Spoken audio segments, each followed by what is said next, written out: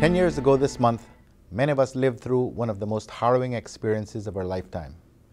Hurricane Ivan, the storm, and its aftermath. I can tell you, it is not a struggle I would wish for the people of the Cayman Islands and those who call our shores home to ever have to go through again.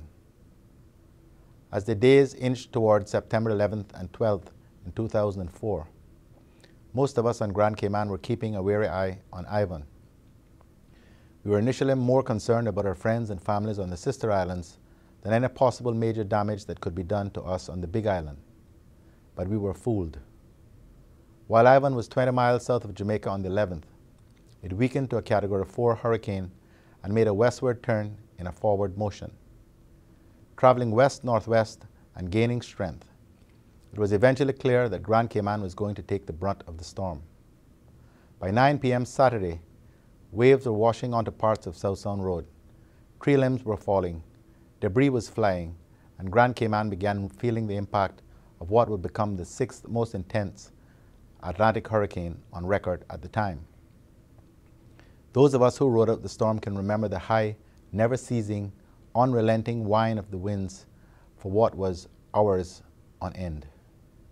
Whole developments, Bonnie's Arch, Mariner's Cove, Dolphin Point, and Ocean Club were wiped out.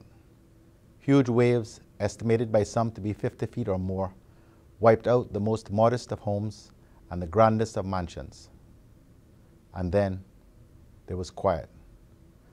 When the winds began to abate, we ventured from our homes and shelters and found ourselves in a foreign land. It seemed nothing was recognizable. Communication, when it existed, was spotty, and the Mall Road was in full gear. We were hearing of whole communities wiped out by the fierce storm, of massive body counts from West Bay to East End.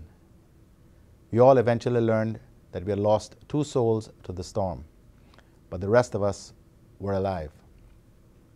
Homes and prized possessions were damaged, some beyond repair, but God had spared our lives and the Cayman spirit was intact.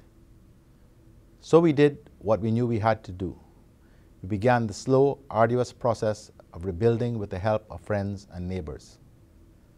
The United Nations Economic Committee for Latin America and the Caribbean assessed the damage to the Cayman Islands at more than $3 billion. More than that combined for the losses through Ivan of Grenada, the Bahamas, and Jamaica. It was indeed going to be a long, tough road. I'm reminded of this quote from former South African President Nelson Mandela.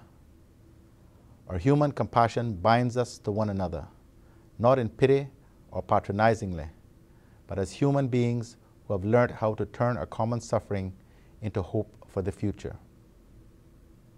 While Ivan brought us down for a while, in the long run, we are a stronger people and country from having lived through that experience.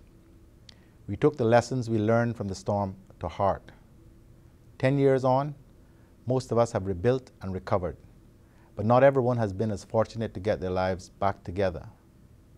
We are thankful for what we have and continue to pray for those who struggle.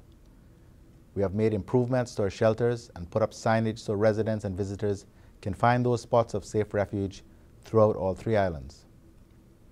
A storm surge atlas has been developed to help identify flood-prone areas. Seawalls have been built and roadbeds elevated to help mitigate future damage from storm surge. There is now a hazard-focused and information website in caymanprepared.ky.